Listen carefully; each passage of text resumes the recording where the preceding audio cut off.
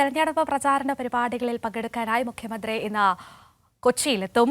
എറണാകുളം ലോക്സഭാ മണ്ഡലത്തിൽ LDF സ്ഥാനാർത്ഥി KJ Shine ടീച്ചറിന്റെ പ്രചാരണാർത്ഥം 3 പൊതുസമ്മേളനങ്ങളിലാണ് അദ്ദേഹം പ്രസംഗിക്കുന്നത്.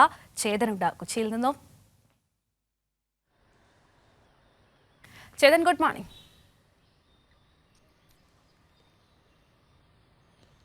കീർത്തി, ഗുഡ് മോർണിംഗ്.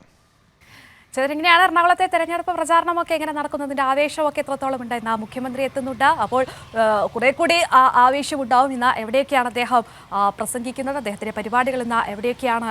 കൊച്ചിയിൽ എങ്ങനെയാണ് അതിന്റെ ക്രമീകരണങ്ങളൊക്കെ?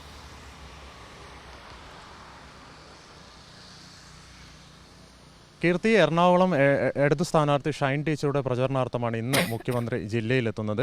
ഇന്ന് 3 പൊതുപരിപാടികളാണ് അദ്ദേഹത്തിനുള്ളത്.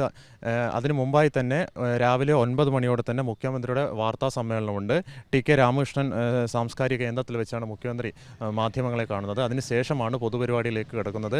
ആദ്യ പരിപാടി നടക്കുന്നത് ചെറായിലാണ്, 10 മണിക്കാണ്.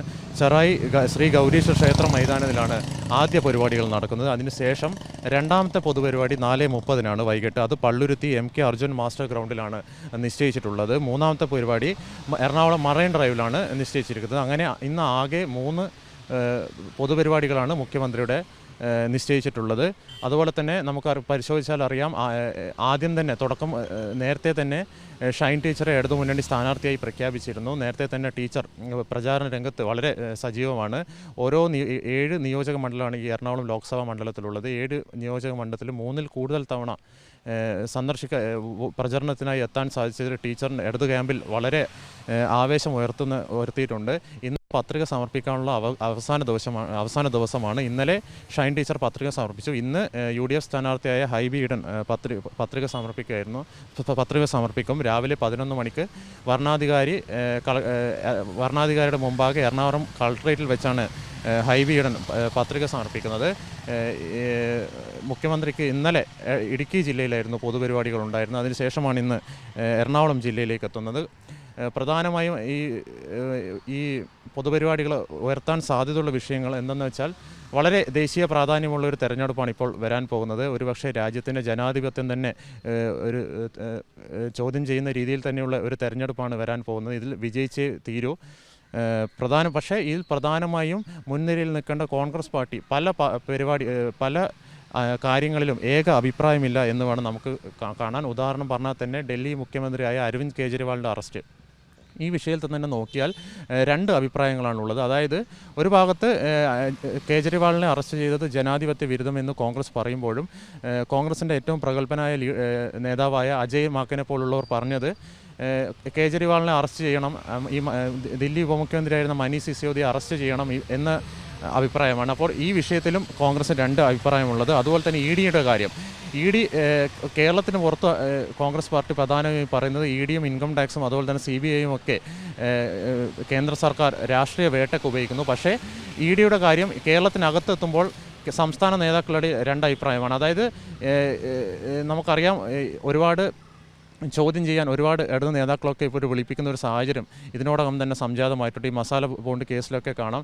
ഇതിലൊക്കെ ഇവിടുത്തെ സംസ്ഥാന കോൺഗ്രസ് നിശബ്ദമായി നിൽക്കുന്ന ഒരു കാഴ്ചയാണ് നമുക്ക് കാണാൻ സാധിക്കുന്നത്. അതുപോലെ തന്നെ മറ്റൊരു കാര്യം, ഈ തെരഞ്ഞെടുപ്പിൽ SDPI, വർഗീയ സംഘടനയായ SDPI കോൺഗ്രസ് പാർട്ടിക്ക് പിന്തുണ പ്രഖ്യാപിച്ചിട്ടുണ്ട്. പക്ഷേ തങ്ങൾക്ക് ഈ വർഗീയ പാർട്ടിയുടെ വോട്ട് വേണ്ട എന്ന് ഒരു തരത്തിലും ഈ VD സതീശൻ അടക്കമുള്ള നേതാക്കൾ ഈ വോട്ട് വേണ്ട എന്ന് സധൈര്യം പറയുന്ന ഒരു കാഴ്ച നമുക്ക് ഈ തെരഞ്ഞെടുപ്പിൽ കാണാൻ സാധിച്ചില്ല. അതുപോലെ തന്നെ ഇലക്ട്രൽ ബോണ്ട് വിഷയം, ഈ ഇലക്ട്രൽ ബോണ്ട് വിഷയത്തിൽ കേരളത്തിലെ കോൺഗ്രസ് നേതാക്കൾ എതിർക്കുമ്പോഴും ഈ ഇലക്ട്രൽ ബോണ്ട് BJP സ്വീകരിച്ചത് അഴിമതിയാണെന്ന് പറയുമ്പോഴും ഈ ഇലക്ട്രൽ ബോണ്ട് സ്വീകരിച്ച മറ്റൊരു പാർട്ടിയാണ് കോൺഗ്രസ് പാർട്ടി. അതായത് 1000 കോടി രൂപയാണ് ഇലക്ട്രൽ ബോണ്ട് വഴി കോൺഗ്രസ് പാർട്ടി സ്വീകരിച്ചത്. ഇതിനെപ്പറ്റിയും കോൺഗ്രസ് നേതൃത്വവും മൗനമാണ്. അതുപോലെ തന്നെ ഈ രാജ്യത്ത് ഇപ്പോൾ കത്തി നിൽക്കുന്ന ഒരു വിഷയമാണ് പൗരത്വ നിയമ വിഷയം. ഇതിൽ തന്നെ കോൺഗ്രസിൻ്റെ പ്രസിഡൻ്റായ മല്ലികാർജ്ജുന ഖാർഗെ അദ്ദേഹത്തോട് പത്രക്കാർ ഈ വിഷയത്തിൻ്റെ അഭിപ്രായം ചോദിച്ചപ്പോൾ അദ്ദേഹം ചിരിച്ചുകൊണ്ട് പറഞ്ഞത് താൻ നാളെ പഠിച്ചിട്ട് പറയാം. ഈ മറുപടി പറയുമ്പോൾ ഈ മല്ലികാർജ്ജുന ഖാർഗെയുടെ തൊട്ട് അടുത്ത് നിൽക്കുന്ന ആളെയാണ് ശ്രദ്ധിക്കേണ്ടത്. KC വേണുഗോപാലാണ് അന്ന് മല്ലികാർജ്ജുന ഖാർഗെയുടെ അടുത്ത് നിൽക്കുന്നത്. ഇപ്പോൾ ആലപ്പുഴയിലെ സ്ഥാനാർത്ഥിയാണ്. അദ്ദേഹവും ഈ വിഷയത്തിൽ കാര്യമായി ഒന്നും പ്രതികരിച്ചില്ല. അതുപോലെ തന്നെ നമുക്ക് ഇന്ന് കാണുന്ന BJPയിലെ ഭൂരിഭാഗം നേതാക്കളും കോൺഗ്രസ് പാർട്ടിയിലേക്ക് മുൻപ് കോൺഗ്രസിൽ പ്രവർത്തിച്ചവരാണ്. കോൺഗ്രസിലെ MP ആയാലും MLA-മാരായാണ് ഇന്ന് BJPയിൽ പ്രവർത്തിക്കുന്നത്. അതുപോലെ തന്നെ അതാണ് ഈ തെരഞ്ഞെടുപ്പിനെ ഏറ്റവും ചർച്ചാ വിഷയമാക്കുന്നത്. അതായത് ഈ തെരഞ്ഞെടുപ്പിന് ശേഷം കോൺഗ്രസ് പാർട്ടി ഉണ്ടാവുമോ, അതിൻ്റെ അസ്തിത്വം തന്നെ ഒരു ചോദ്യം ചെയ്യുന്ന ഒരു തെരഞ്ഞെടുപ്പാണ് ഈ തെരഞ്ഞെടുപ്പ്. അതുപോലെ തന്നെ എറണാകുളം ജില്ലയിൽ പരിശോധിച്ചാൽ സംസ്ഥാന സർക്കാരിൻ്റെ വികസന നേട്ടങ്ങൾ തൊട്ടറിഞ്ഞ ഒരു ജില്ലയാണ് എറണാകുളം ജില്ല. അതായത് KMR Kerala metro rail limited, അതുപോലെ തന്നെ കേരള വാട്ടർ മെട്രോവും ഇപ്പോൾ എറണാകുളത്താണുള്ളത്. കേരള വാട്ടർ മെട്രോ പരിശോധിച്ചാൽ പുതുതായി 3 ടെർമിനൽ ആരംഭിച്ചിട്ടുണ്ട്, സൗത്ത് ചിറ്റൂരും ഏലൂരും. കേരള മെട്രോൻ്റെ മറ്റൊരു പ്രത്യേകത കേരള സർക്കാരിൻ്റെ ഉടമസ്ഥതയിലുള്ളൊരു ഒരു സ്ഥാപനമാണ് വാട്ടർ മെട്രോ. അതുപോലെ തന്നെ കൊച്ചിയുടെ അഭിമാനമായി മാറിയ ഇൻഫോ പാർക്കിൽ 120ഓളം IT കമ്പനിയാണ് ഇപ്പോൾ ആരംഭിക്കാൻ പോകുന്നത് എന്നാണ് കഴിഞ്ഞ ആഴ്ച ഇൻഫോ പാർക്കിൻ്റെ MD വെളിപ്പെടുത്തിയത്. അങ്ങനെ നോക്കുമ്പോൾ ഇന്ന് മുഖ്യമന്ത്രി ഈ ജില്ലയിൽ എത്തുന്നതോടുകൂടി ഈ ഇടത് ക്യാമ്പിൽ ആത്മവിശ്വാസം 10 മടങ്ങ് വർദ്ധിക്കും എന്ന കാര്യത്തിൽ തർക്കമില്ല. കീർത്തി. ശരി, ചേതനാണ് ആ വിവരങ്ങൾ നൽകിയത്.